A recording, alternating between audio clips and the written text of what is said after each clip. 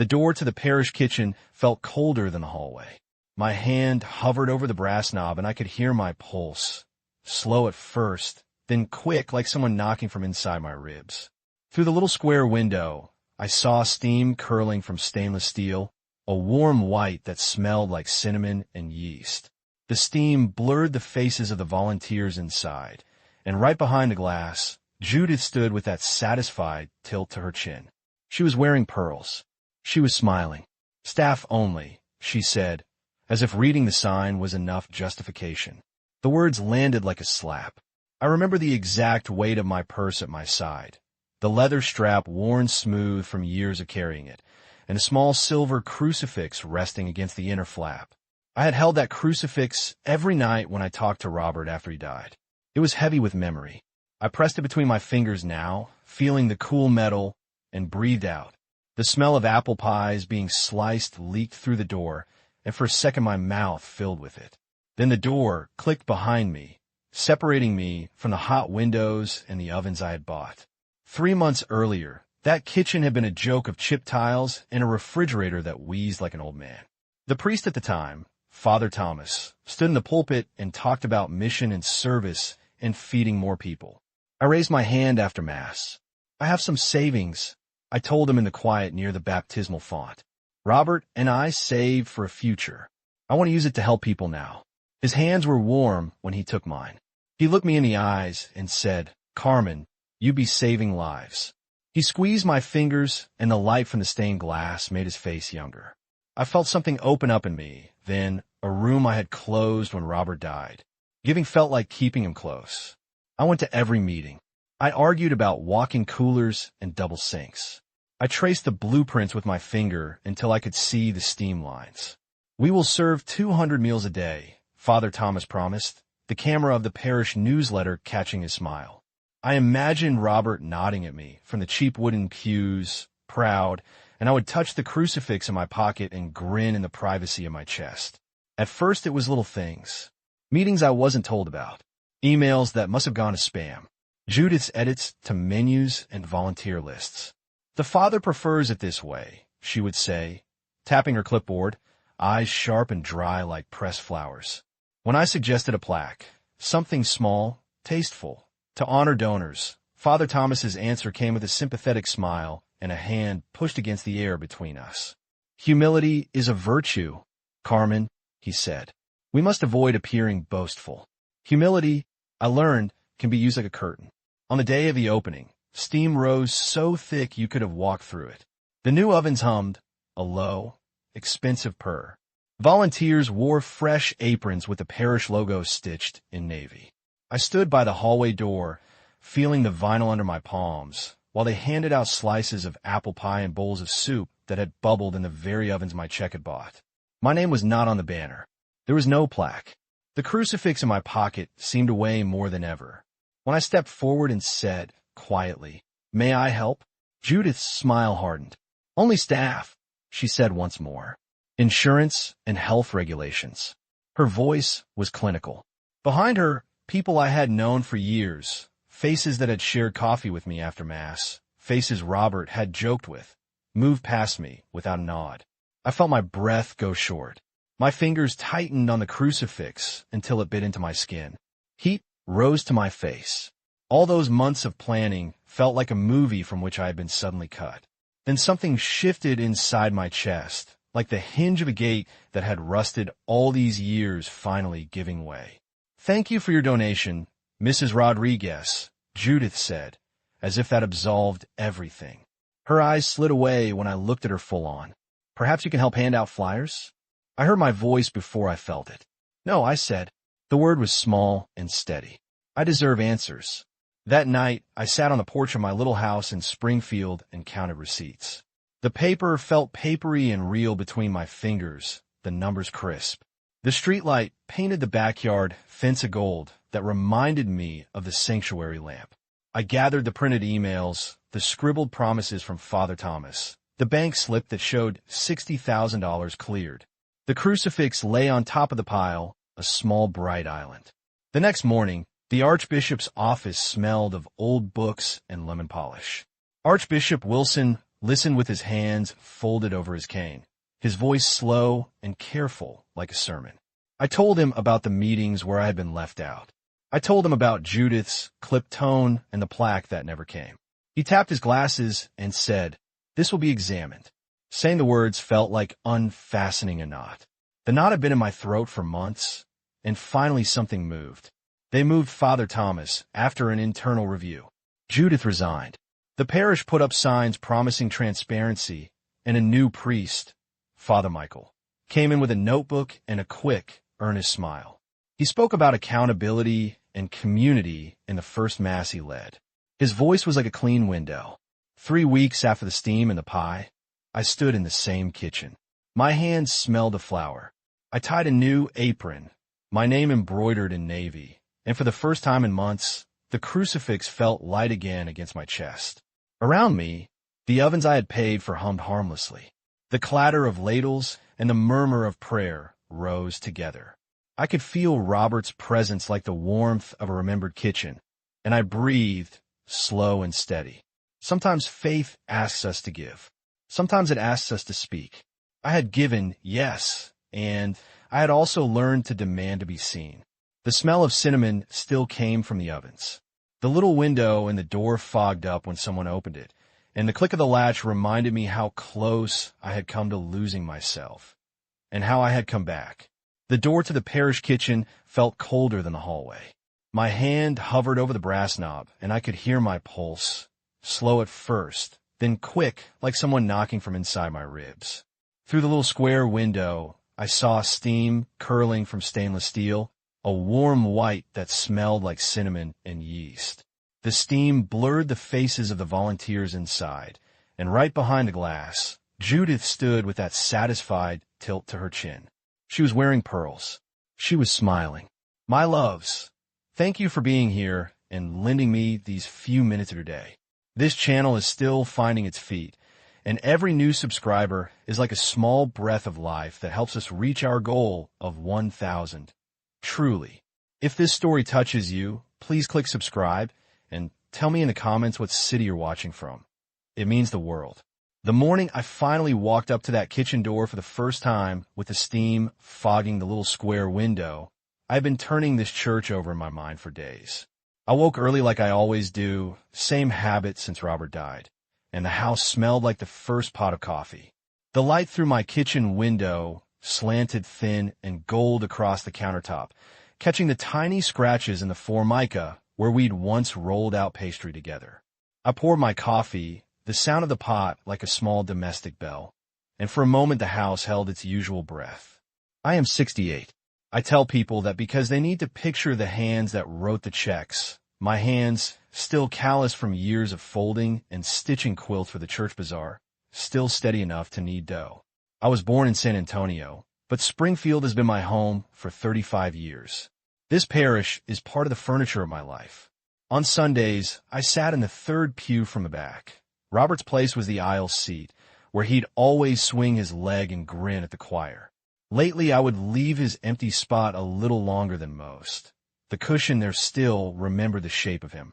The church itself wakes slowly. Bells in the steeple toll that slow, resonant note in the early morning, and the sound moves through the town in a way that always calms me. The sanctuary light, filtered through the stained glass, paints a thin red on the aisle when the sun hits it just so. There is a small brass plate on the altar that caught the light. Father Thomas polished it sometimes after Mass, and a votive candle my mother used to light for safe travels sat in its little glass holder, wax pooled like a little lake. That candle was one of those things that felt like it belonged to us all. On a Thursday, 2 weeks before the ribbon cutting, I arrived at the parish hall with the smell of cinnamon still on my hands from the apple pie I'd baked for coffee hour. The kitchen door was ajar, and light spilled out like a promise. At that moment, the old refrigerator hummed its tired tune, and the tiles were cracked in a corner. I remember the way the morning light made the cracked enamel of the sink look like an old face I recognized. I remember thinking how wrong it felt that a place where people came hungry looked so tired. I had saved for this, not by luck, but by decades of small economies. Robert and I had put away money when we could, choosing to eat out rarely, fixing the roof ourselves, passing up luxuries that other couples took for granted. When he died, the money grew heavier in the drawer. It was as if it wanted a purpose. I began to bring the idea up after Mass, hands still sticky from the hymnal page. The kitchen needs fixing, I said to anyone who would listen. I said it to Father Thomas after the service one Sunday. He took my hands then, his palms warm, and he looked at me in that way priests do, as if a good intention were a sacrament. "You be saving lives," he said. The sunlight from the stained glass made his face younger. I remember the exact linen of his collar, the small fleck of dust on his sleeve as I pushed my glasses higher on my nose. Saying yes felt like opening the window in a closed room. My role in the parish had always been practical. I ran the Bible study group on Wednesday nights. I organized the autumn cornices with pies and raffle tables. I knew names and allergies, who needed a ride to the doctor, which families liked extra gravy, and who took their coffee black. People trusted me, and I trusted them in return. Faith, to me, was not just an hour on Sunday. It was the slow work of tending, stirring the pot, mending the altar cloth, making room at the table. The days before the renovation began were full of small, sacred routines. I would stand at the back of the kitchen, the smell of coffee and detergent and yeast mixing into a kind of holy scent, and listen to plans unfold. There were blueprints spread on the folding table, the paper edges curling with notes in Father Thomas's handwriting. Judith was there too, clipboard in hand, her shoes clicking across the linoleum, pearls catching the window light. She always arrived with a kind of crispness, precise, measured. There was a burgundy curtain in the hall behind the stage where the food drives were staged, the color deep and dignified like an old coat. For a moment, I thought that curtain would be the frame around the place where our generosity would be remembered. Sometimes I would sit in the empty pew where Robert had always sat and imagine him listening. The pew felt colder without him. The hymn book in front of me was soft around the edges where his thumb would press to the page. Those quiet rehearsals, me whispering menus and estimates into my phone, tasting soups with a small spoon, felt like conversations we continued across time. I kept my mother's silver crucifix in my pocket, then, a weight and a warmth I used to steady myself. It smelled faintly of the oil I dabbed on it on Sundays. There were small things that should have warned me. Invitations I didn't get to meetings. A memo left on the parish bulletin board that used the phrase "new committee" without my name. A casual comment from Judith about qualified volunteers while she tapped her tablet. They seemed small, and I wanted to believe in the goodness of slow church decisions. Still, every omission landed like a quiet stone. On an evening a few days before the grand opening, the church smelled particularly of apple and candle wax. I sat under the high windows and stared at that small brass plate on the altar, thinking of how light would catch it tomorrow amid speeches and applause. The plate was empty then, as if waiting. I folded the last of the donation receipts into a neat stack and tucked them into my bag. The house would be quieter that night, and I felt a small unease like a draft under a door. I told myself I was doing what Robert would have wanted. I told myself this was stewardship, that my savings were not relics but tools. Yet somewhere under those practical thoughts, there was a thread of fear that I might be invisible even in the thing I had given. The empty pew, the burgundy curtain, the votive candle, they felt like signals, soft and quiet, that something in this story might not go the way I hoped. I held the crucifix and wished, as I always had, for a sign. The door to the parish kitchen felt colder than the hallway. My hand hovered over the brass knob, and I could feel my pulse, first steady, then quickening like a small animal against the ribs. Through the little square window steam curled in lazy spirals, blurring faces into ghosts, and making the stainless steel gleam like new promises. The smell of cinnamon and yeast drifted out, warm and familiar, and for a moment my mouth filled with it. Then Judith's face leaned into the glass, precise as a portrait, pearls catching the light. She smiled. "Staff only," she said. As if the printed letters on the door were a scripture she could recite and call it truth. Those words hit me like a palm on the cheek. My fingers closed around the strap of my purse until the leather creaked. Inside, my mother's silver crucifix pressed cold against my palm, a small weight that had saved me through lonely nights after Robert died. I rolled it between my thumb and forefinger like counting rosary beads. The sound of laughter and clinking utensils from the kitchen went on like a life I had already paid for. 3 months earlier, Father Thomas had taken my hands and told me, with sunlight from the stained glass warming his face, that I would be saving lives. He had the sort of voice that could make a promise feel like a prayer. I believed it. I went to every meeting. I argued about shelves and sinks and vents. I wrote checks with hands that had folded quilts and mended altar cloths. $60,000 cleared the bank with a quiet finality that felt like closing a book and leaving it open on the table for everyone to see.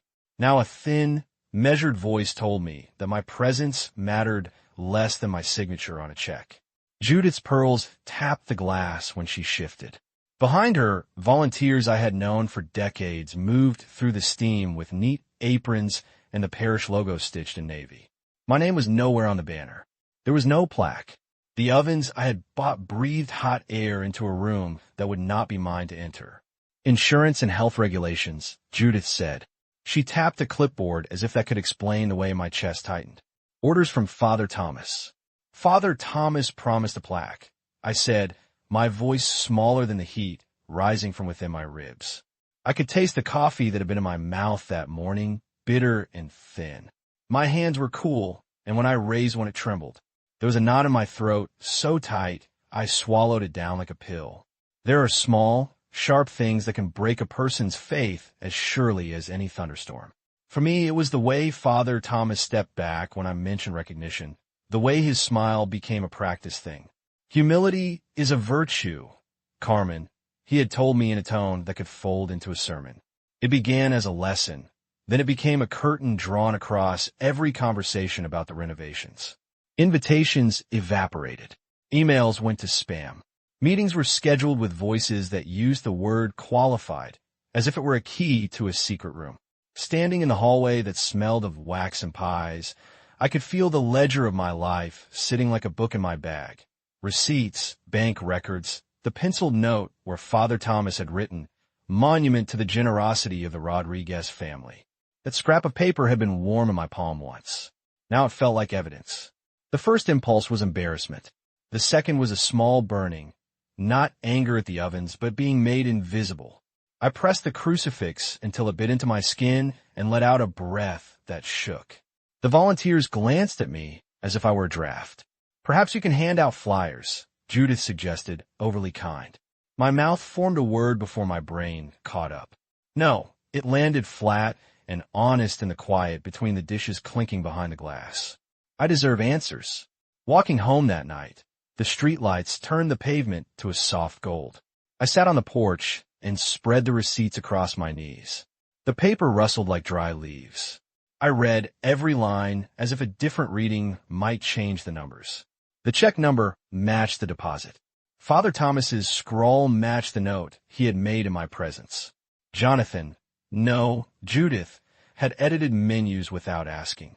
There was a pattern, and it felt less like coincidence than design. The next morning I sat in the Archbishop's office. The room smelled of old books and lemon polish. And Archbishop Wilson moved slowly, hands folded on his cane, the weight of years in his face. He listened the way the priest had once held my hands, without hurry, eyes steady. I told him everything. Names, dates, the way the new committee had been formed without my notice. How my suggestion for a small plaque had been dismissed as ostentation. How the ovens I had gifted hummed behind a locked door. When I finished, he took off his glasses and sighed. "This should not have happened," he said. His voice was even, but there was an edge to it now, like a bell about to toll. "We will look into this." Saying the words aloud felt like loosening a rusted hinge. The knot I had carried for months began to move. 3 weeks later, the parish smelled of flour and forgiveness. Father Thomas was transferred after an internal review. Judith no longer wore pearls to committee meetings. She had resigned. The parish installed new transparency measures.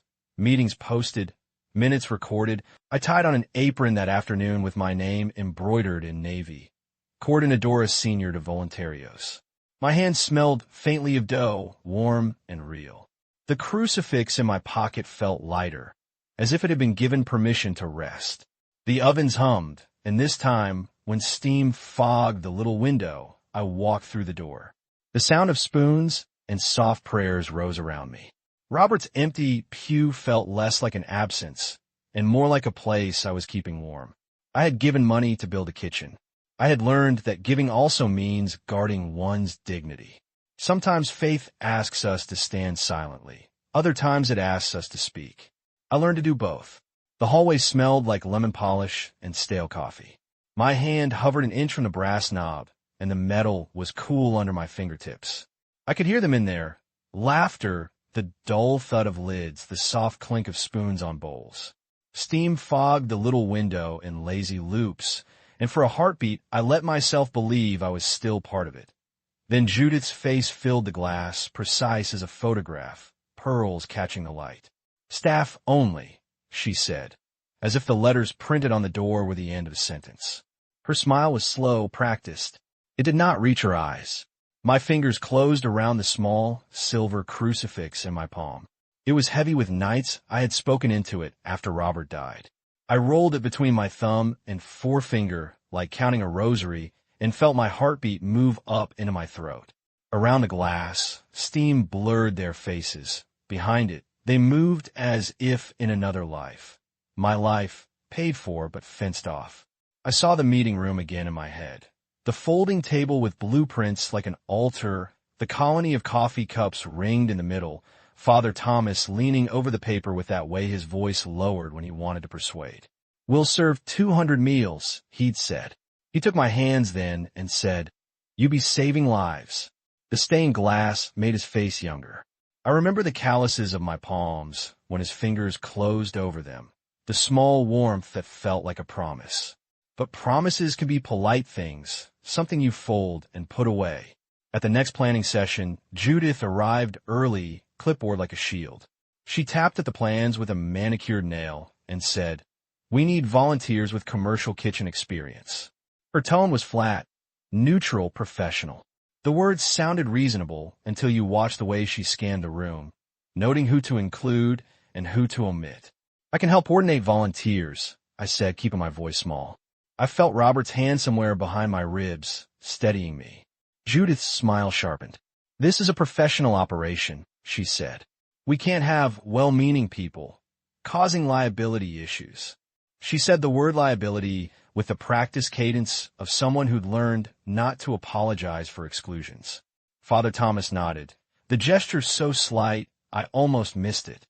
His jaw tightened, and he looked past me, toward the window, toward the light. He said, very soft, "We must be careful, Carmen. Humility, remember? Humility." It sounded like a benediction. It sounded like a closed door. There was the night, the photograph that plays over and over, when I suggested a modest plaque, just a small brass plate near the sink. I pictured it catching light, a quiet line acknowledging a life given in memory. Father Thomas took his hands from the blueprints and looked at me. He touched his forehead like a man trying to remember a hymn. "Public recognition," he said slowly, "might distract from our mission. We don't want this to be about individuals." He folded his fingers, and there was that look, the polite priest, the shepherd who smells of smoke and cologne. His eyes, though, flicked to Judith, and for a second I saw something practiced there. Calculation, not cruelty a choice. Judith's lips pressed thin. "We'll circulate the volunteer list next week," she said. "We'll let you know." Weeks passed.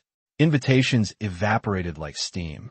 Minutes appeared with names I didn't recognize. An email went to all volunteers, and then to my bewilderment, not to me. The word qualified became a gate. When I asked gently about the plaque, they smiled that smile people use when they fold up a conversation. Small things landed like stones. I began to keep the receipts in order. The deposit slip, the bank confirmation, the penciled note on a planning sheet. Monument to the generosity of the Rodriguez family.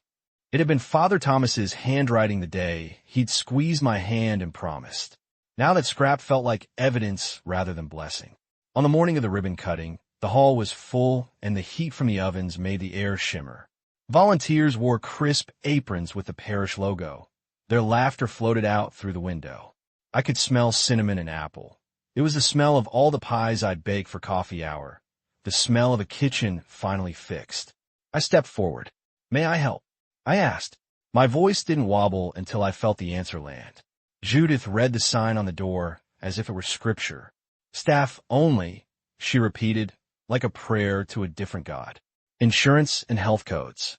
I pressed my palm against the cool brass and felt small. A woman I had hugged through funerals, a man who'd shared Robert's jokes. None of them met my eyes. The crucifix in my pocket bit into my skin, and I tasted metal and coffee. "Perhaps you can hand out flyers," Judith said, sweetness bared to the bone. "No." The word came as flat as a dropped coin. Silence spread like spilled sugar. I heard the clink of a spoon and someone laugh. I remember how my hands trembled, not with fury, but with something like cold. My throat tightened until I swallowed hard and the sound caught. That night, on my porch under the streetlight, I spread the receipts on my lap. They made a small rustle like dry leaves. I traced the numbers and the date when the withdrawal cleared and felt each moment of giving sharp and real. The paper smelled faintly of the bank, of ink and resignation. I let the crucifix lie on the pile and watched its silver catch the light. The next morning I sat in a room that smelled of old books and lemon polish and told the Archbishop everything. He listened the way a good confessor listens, slowly, without interrupting, eyes steady. When I finished, he removed his glasses and sighed. "This will be examined," he said, and for the first time in months something in my chest loosened. There were small reckonings after that, a transfer, a resignation, a new priest with a notebook and a gentle, earnest smile. But what I remember are the little changes that prove someone had been listening. Meetings posted on the bulletin board, minutes taken and displayed, a brass plaque with my name quietly installed where people couldn't help but see it when they washed their hands. When I finally tied on an apron with my name, stitched in navy, my hands smelled of flour and truth. The crucifix in my pocket felt lighter. I think the part that hurt most wasn't the coldness of the door, but the way those months made me doubt that faith could be both shelter and safe harbor. Standing in the kitchen, with steam fogging the window and the ovens humming warm, I understood that giving money is holy, but so is insisting on being seen. The first Sunday after the ribbon cutting felt like a small, private test. I dressed slow that morning, smoothing the navy skirt I always wore for Mass, the one Robert liked. I clipped my mother's silver crucifix into the neckline, feeling its cool weight under the wool. The steeple bell sounded, deep and steady, as if nothing anywhere had shifted. But it had. As I walked down the center aisle, the light through the stained glass painted a warm stripe across the hymnals. I expected the usual nod from Mrs. Alvarez, the small smile from the choir director, the way some people always save the bulletin for me. Instead, heads dipped. Eyes slid past me like curtains drawn.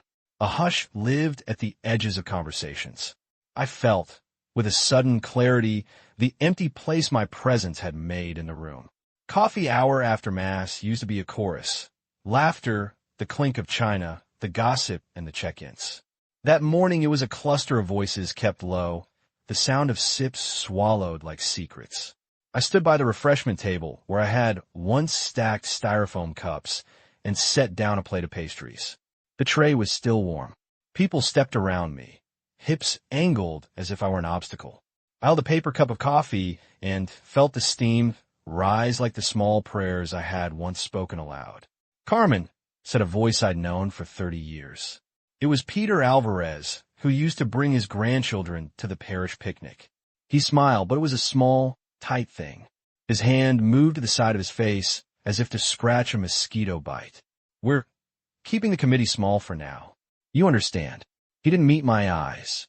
Understand what? I thought. The words would not find a path through the knot in my throat. Their avoidance was not subtle. It was a series of deliberate turns. The choir director who pretended to need the robe closet. The woman who used to save me a seat now carrying 2 hymnals as if the extra one were a barrier. The teenage servers who used to race to me for a wink and a piece of leftover pie who now lingered behind Judith, Outside, the parish bulletin board usually bloomed with handwritten notes, rides to doctors, requests for casseroles, the dates for Bible study. Lately, the board had become a sterile timetable. Typed memos, printed volunteer rosters, everything official and impersonal. My name appeared nowhere. It felt as if someone had ironed me out of the fabric of things. Invitations stopped arriving. I used to receive a note, cookies after choir practice, a casserole from Mrs. Jenkins, little gestures that knit the social cloth. Now the mailbox held only bills and circulars. Once, Mrs. Lee from the quilting group used to drop by with fabric scraps and sweet peppers. When I saw her in the grocery aisle, she greeted me. But there was a pause long enough to count a decade before she added, "I'm on a tight schedule with a new kitchen roster." She kept her hands busy with a plastic bag, as if that could shield her conscience. The kids were hardest. Little faces had wrapped themselves around me for years. The way they came barreling into my lap during coffee hour or tugged my skirt on Halloween. They began to circle me at a distance, hesitant, like birds noticing broken glass. One Sunday, a child I had taught in catechism crossed the aisle and sat 3 pews ahead, stiff as a statue. When I tried to catch his eye, he looked at him bored and hummed the wrong tune. Their small betrayals cut deep because they had never learned to lie with anything but innocence. Judith's shadow grew long. She arrived early to every event now, clipboard like a talisman, pearls clicking when she walked. She had that talent for appearing to be everywhere at once. Near the bake sale, by the sign-up sheet, at the kitchen door, always impeccably composed. When I stood in the hallway, waiting for the steam to fog the little square window, she would glide by, and her shoulder would brush mine, as if in passing. Her smile was the part of a blade left exposed, polite and sharp. Father Thomas's distance was more calculated. He began to speak to me the way one speaks to a parishioner who has fallen into a difficult season, slow, careful, with phrases that wrapped like gauze. "We must avoid any appearance of favoritism," he told me once in the sacristy, his voice the kind that carried both pity and authority. He kept a hand on the hymnals as if that could steady the ritual. When I reached for his fingers slipped away. The rumor mill took on a rhythm of its own. I heard that the diocese had advice for how to proceed, that the parish needed to reorganize. None of it came with names. When I asked directly, where had plans been made without me? Who decided this? I met the same careful eyes and the same small, practical phrases. Liability, insurance, qualified volunteers. The words medianed between faith and bureaucracy until the truth felt like a thing shelved out of sight. At home, the house was quieter than it had been since Robert died. His Sunday chair remained unoccupied, an imprint in the cushion like a memory you could sit on. I would touch that place and feel the echo of his laugh. The phone stopped ringing with offers to help. People who once called at odd hours to ask if I could make an extra meatloaf now bristled at my door with excuses about schedules and new responsibilities. Invitations to dinners evaporated. Even the women who had herded children into the church nursery withdrew as if some contagion of scandal might cling to me. The isolation settled not like a sudden storm, but like a slow weathering, thin and relentless. It was in the way doors closed just before I reached them, in the way mouths softened into polite scripts. It was in the kitchen window, fogging with steam as the ovens I had financed hummed behind it, a warmth I could not cross. I kept telling myself it was a test of patience, of faith. I pressed the small silver crucifix until the edges bit my palm and tried to listen for God in the hush. But the silence was not benign. It was a chorus of small exclusions that taught me how quickly a community could rearrange itself to omit a person. Sitting on my porch one night, the receipts spread across my knees under the streetlight. The papers rustled like dried leaves. The ledger of my life was there, clear, numbered, undeniable. I realized then that patience without action is just another word for erasing yourself. The days stacked up. People who used to invite me in now closed the door with a slower hand. Whispers followed me out of church and into the street. The community I had served with my hands and my money had started to make room for itself without me. and the small, steady voice inside, the one that had learned to keep Robert close by making a difference, finally grew loud enough to answer back. The church breathed that morning like a held note. Sunlight slanted through the high windows and cut long strips of color across the pews. The pulpit smelled of old varnish and wax, warm wood, and the faint tang of lemon polish. And when Father Thomas began to speak, his voice filled the hall, vibrating against beams and hymnals. The words swelled and rolled, and for a moment I let them wash over me like a tide.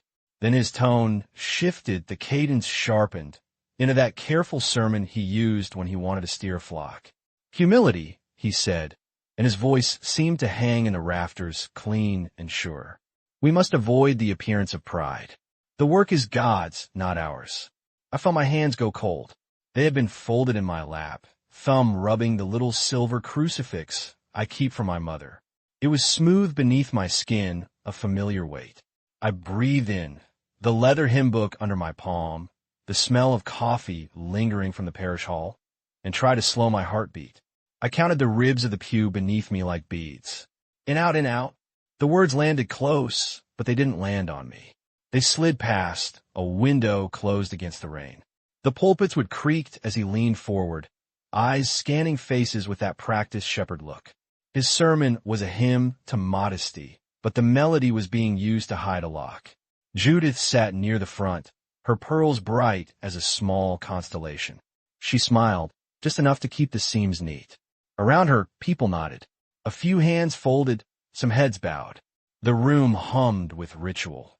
The rustle of programs, the distant clink of a cup left behind in the entry, the low murmur of a child tugging on a sleeve.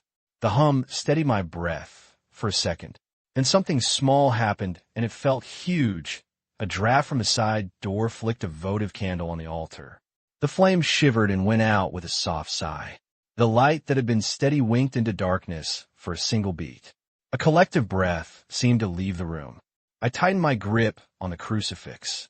My thumbs pressed into the silver until the edges bit my skin. I felt the heat of the candles ghost on my palm. All that quiet around me suddenly felt like a room holding its breath. When the time came for the homily to end and the prayers to begin, my hands were trembling in a way I could no longer hide.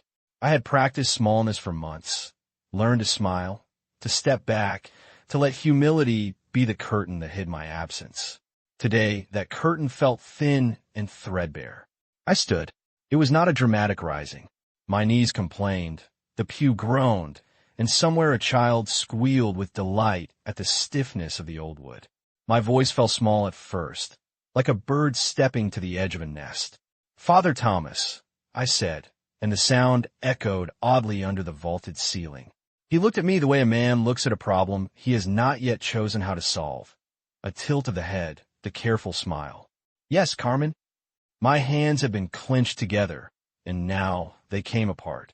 The crucifix slipped from between my fingers. It fell and hit the polished floor with a sharp little sound that seemed too loud. The silver flashed and then lay there, a bright punctuation on the dark wood. The sound startled a woman, too rose back into coughing. Someone whispered, "Oh."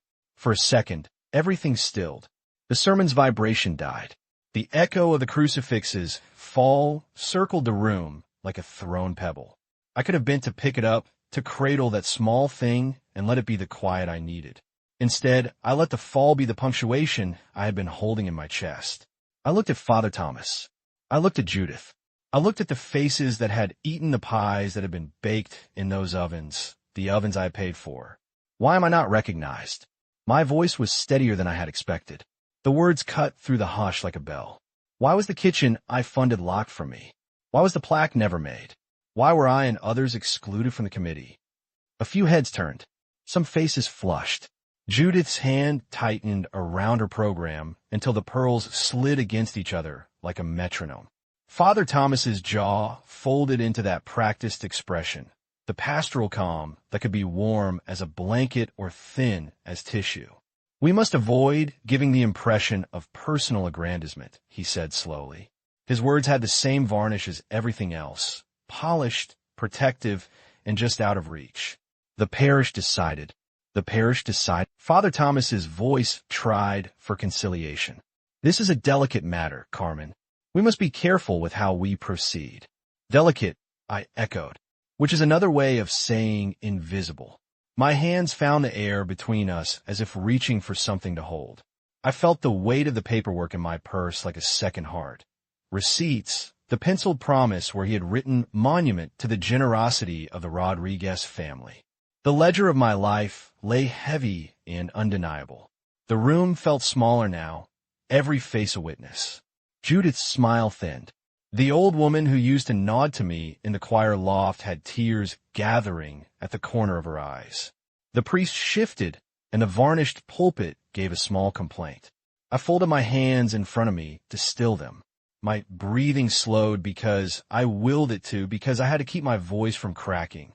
You learn, in these moments, how steadiness is its own kind of prayer.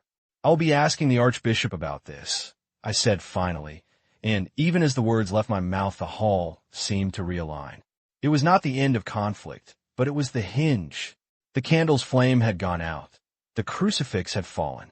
Something that could be mended, perhaps, had been broken. People shifted. Father Thomas's steady gaze faltered into something like calculation. Judith's clipboard dropped a fraction of an inch. The echo of my own small sound, a woman asking to be seen, expanded into the room, filling corners that had been used to keep things tidy and untroubled. When I sat back down, the crucifix pressed back into my palm felt different. Not lighter, not triumphant, but honest. My hands had stopped trembling. My breath found its rhythm. The sermon continued, but its vibration was no longer the only thing in the air. The congregation hummed with a new, brittle stillness, the sound of a community waking up. The Archbishop's office smelled like lemon polish and old paper, the sort of smell that makes you lean forward without meaning to, as if the air itself cares to listen. Archbishop Wilson sat behind his desk with his cane propped beside him, glasses perched on the end of his nose, and when I laid the envelope of receipts and notes on his blotter, his fingers trembled just a little.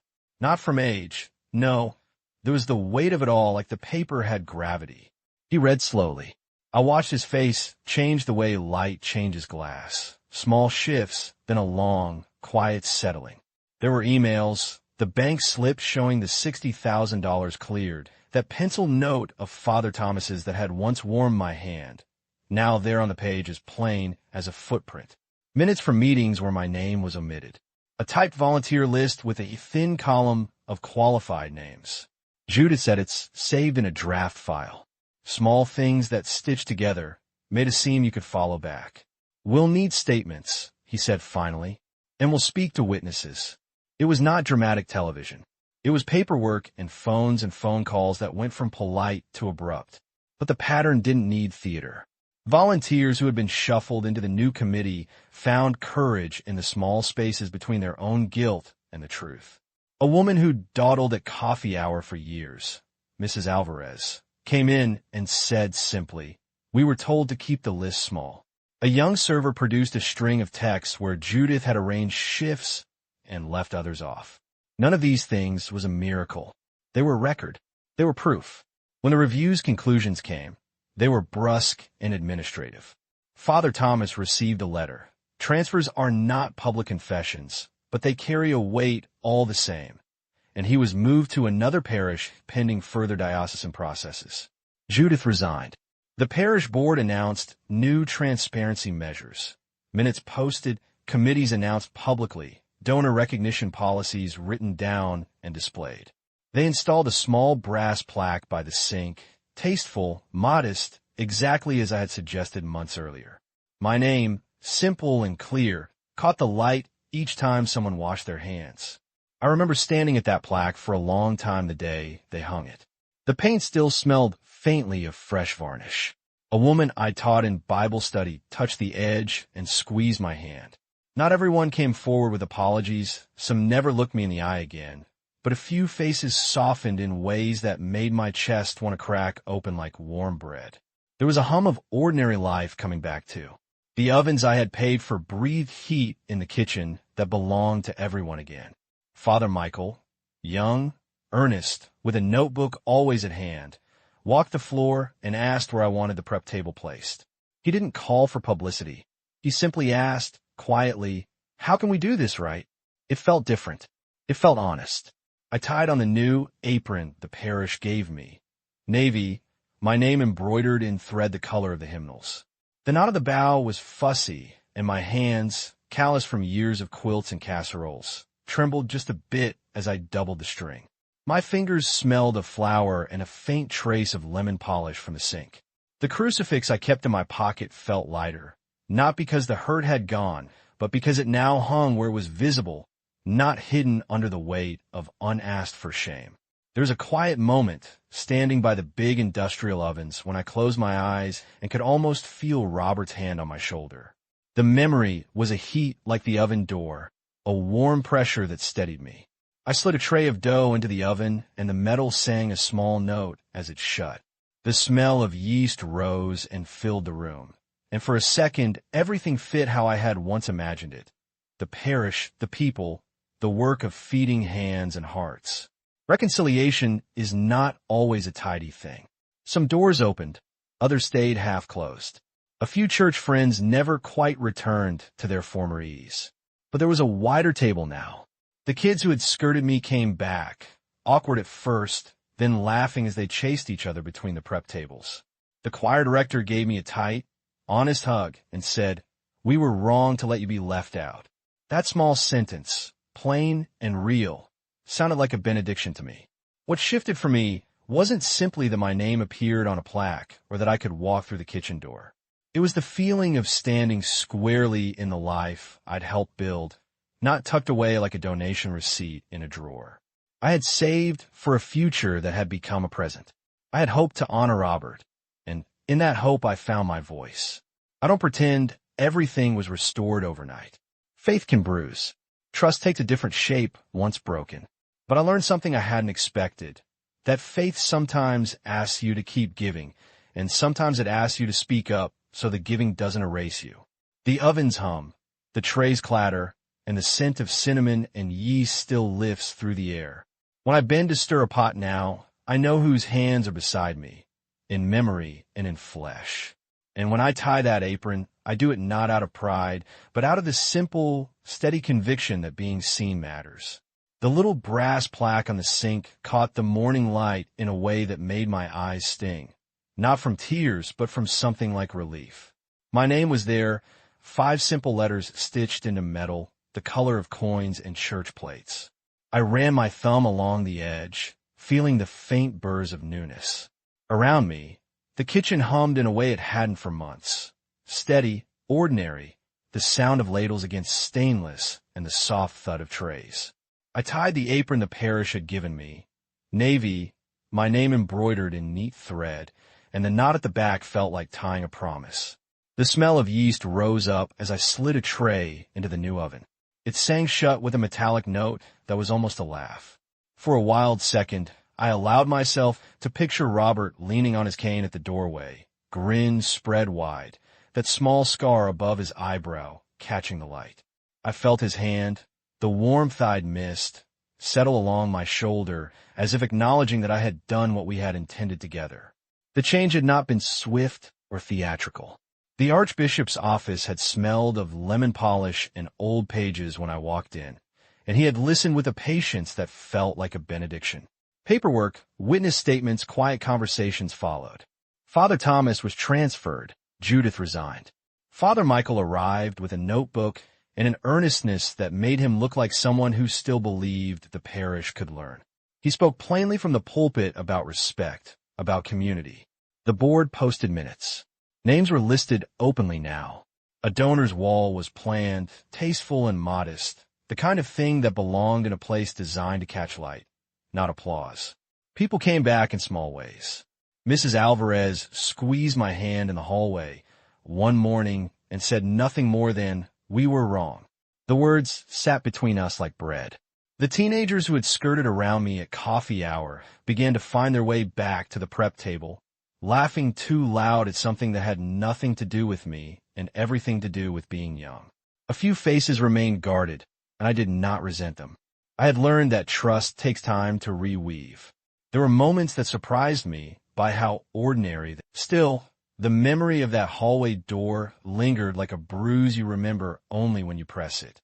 I could close my eyes and see the little square window, fogged with steam, Judith's pearls catching the light like a small constellation while she read the sign as if its ink were a verdict.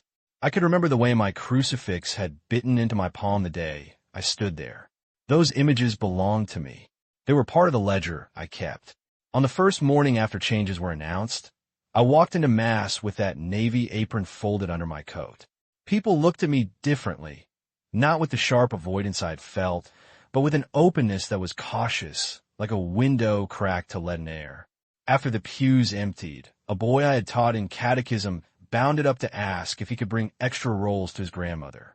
He missed the mark teaching me the game he'd made up, but he smiled with the uncomplicated trust of a child. That small thing felt like repair. The ovens hummed reliably in the kitchen. I learned to move around them as I had around old furniture, to feel their heat and not let it scare me. I cleaned counters and measured flour, my fingers remembering rhythms taught by decades of pies and casseroles. The silver crucifix in my pocket looked up at me when I reached for it. It was light now, not because the hurt had vanished, but because it belonged in the daylight instead of clipped beneath a sleeve. Not everyone offered apologies. Some doors remained just slightly ajar. A few friendships did not return in the same shape. I let those losses be what they were, the cost of speaking up. I had given money with prayer and hope, wanting to keep Robert's memory alive in work and service. I learned that giving also meant guarding a place at the table and insisting on being seen. On an afternoon when the kitchen windows opened to the late light, I washed a pan and felt the water run warm over my hands. The plaques on the wall reflected the sun in small, bright slashes. The children ran in and out, giggling as they set plates on a folding table. A volunteer, a woman I hadn't seen in months, came up behind me and squeezed my shoulder. She didn't say anything more than, "We need you here," but it settled in my chest like a benediction. When the day wound down, I walked through the parish hall toward the church doors. The bell had already stopped ringing, and the sanctuary felt hollow in a gentle way. I paused at the last pew where Robert used to sit. The cushion was creased with memory. I laid my palm there and felt the exact shape of him, as if the fabric remembered weight. Outside, the late wind moved across the parking lot and carried the smell of cut grass and exhaust. Someone locked a car door somewhere, and the sound was small and ordinary. I stepped toward the doorway and heard footsteps behind me, a chorus of volunteers leaving after a long day. They were not loud. They were not triumphant. They were footsteps coming and going, a human rhythm that matched the life of the parish. I let the door swing behind me and felt the draft close it with a soft, final whisper. The sound made a small, neat punctuation, a finish and a beginning. In the hush that followed, I stood for a breath and listened. The church sat quiet, a wooden bench empty where once bodies had warmed the wood. The wind lifted the edge of a bulletin pinned to the board, and it fluttered, then smoothed itself down. Sometimes endings are small, a panel of light, a hinge that loosens, a paper that settles on the table. I walked to my car with the crucifix warm in my hand, the leather of my purse worn familiar under my fingers. The night air smelled of lemon polish and oven steam, and inside me something that had been heavy for months felt just a little lighter. Faith had asked me to give, and then had asked me to speak. I had done both.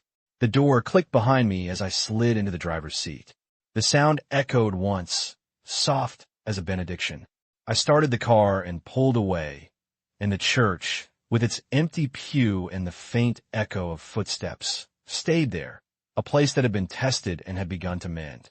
The afternoons that followed the review were quieter in a way that surprised me. Not empty. The kitchen hummed with people and the ovens breathed heat, but softer, like a room that had been dusted. The plaque by the sink caught light in a new way. My name looked ordinary and true. I would trace its edge with a thumb while waiting for the dough to rise, feeling the faint burr of new metal, the proof that small things can be made visible. I learned how ordinary repair looks. It is not a parade. It is minutes recorded and posted on a bulletin board. It is a woman in the choir loft saying my name and meaning it. It is Father Michael asking where I wanted the prep table and listening when I told him about my knees. It is the Archbishop, steady in his office, who asked for statements and then did what leaders sometimes forget to do. He took responsibility. Those were not dramatic scenes. They were the slow architecture of trust being put back, one careful brick at a time. Some mornings I still wake and feel the memory of that hallway door like a tightness behind the ribs. The image of steam fogging the little window is stubborn. I can see Judith's pearls glinting as she read the sign as if it were scripture, can still taste the metal tang of my crucifix when I pressed it too hard into my palm. Those memories are not wounds to be hidden. They are maps. They tell me where I once walked and where I do not want to be pushed again. Not everyone returned in the same way. A few people avoided my gaze for months, and some relationships never regained their old ease. That has been among the harder truths. Forgiveness, I learned, is not a demand you can make of others. It is something that grows, if it grows at all, in its own season. I accept that. The parish that held me out in the hallway is still the parish that fed 100 people last week. People are complicated. Communities are messy. The point was not to punish everyone who had looked away. The point was to insist that being generous does not mean being invisible. There were small, beautiful returns. A teenager I had taught in catechism now comes to stir gravy, humming under his breath. Mrs. Alvarez, who clutched the hymn book as if remembering her courage, squeezes my hand in the hallway and says nothing more than, "We were wrong." The apology is plain and enough. Children run between the prep tables, and their laughter stitches the space back together. These ordinary sounds have a holiness of their own. I found a different rhythm to my giving. I still give. That muscle in my chest that wants to help is not gone. But it is not blind. I ask questions now. I read emails. I keep receipts. I keep records in a small leather folder that lives in my purse. I do not believe that generosity should be a silent surrender. There is dignity in accountability. There is respect in noticing who gives and how they are seen. At night, when I sit on the porch and the streetlight pools its gold across the fence, I think of Robert. I think of the way he used to whistle while he fixed a chair or sanded a plank. Sometimes I talk to him aloud as if he could answer back. I tell him about the smell of yeast in the morning, about the way a child leaned against my leg and asked for an extra roll. Those are the small reports I file into the quiet of our life together. The money we saved, the life we built, ended up feeding people, yes, but also taught me how to stand. There is a firmness now in how I move through the parish. It is not pride. It is a steady leaning toward truth. I volunteer. I organize. I let others help me when they offer. I keep my crucifix visible sometimes, clipped to my apron or resting on the counter. It is not a talisman that hides me, but a small, honest thing I do not need to press into my palm to remember who I am. When I tie that navy apron in the mornings, the knot is not merely a costume. It sits at the back like a promise I have made to myself. I can feel the thread where my name is stitched, not to call attention, but to hold me accountable. The ovens I bought still hum. The steam still fogs the little windows sometimes, and when it does, I walk through that fog. I set down trays. I pass bowls. I listen to prayers and jokes and reports of who needs a ride to the clinic. The parish is not whole in the way a repaired vase looks seamless. There are hairline cracks that show where things split. But I see people working to keep the pieces together now in daylight, not in the hush behind a locked door. The new routines, posted meetings, minutes, donor policies, feel like scaffolding for a healthier place. They will not fix everything. They will, however, make it harder for a kindness to be turned into an erasure. Sometimes faith asks us to give. Sometimes it asks us to speak. I have learned to do both without shrinking. My hands remember the quilts and the casseroles, the long Sunday mornings and the late-night coffees.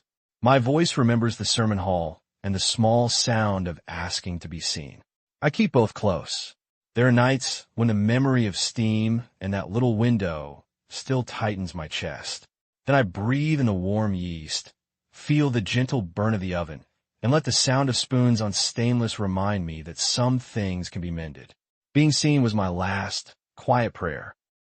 If you've made it this far, Thank you from the bottom of my heart for staying until the end.